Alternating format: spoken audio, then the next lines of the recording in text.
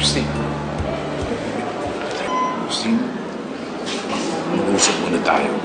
Please. Huwag mo hawakan. Please. Huwag mo madumi ako. Hindi pa ako nakakaligo. Hindi ko man lang malinisan yung sarili ko na maayos. Ang dami nakatingin sa akin. Ang dami nagpupuli sa akin dito, Tan.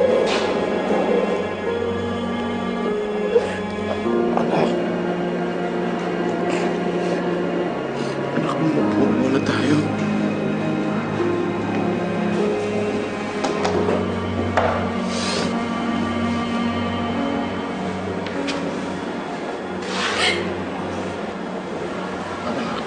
I'm sorry.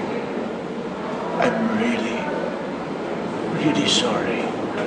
Ayoko makipag-usap sa iyo dahil alam ko na masasabi niyo sa akin. I'm sorry.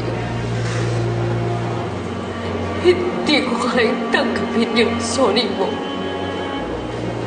Nung tinanong kita tayo, nung tinanong kita tungkol kay Joy, ang sabi mo sa akin, inosente ka.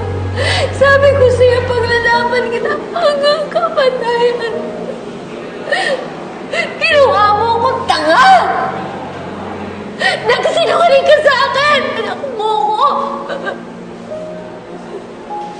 Ngayon, sorry na ako masasabi mo bakit. Yan ba ang gusto mo? Dahil nakukulong ako ngayon, hindi na ako pwede maging doktor. Namandadong nanay, yan ba ang gusto mo? Mapahamak kaming dalawang bago ka umamin! Bago mo sabihin akin ang totoo! Hindi ko kaya tanggapin ang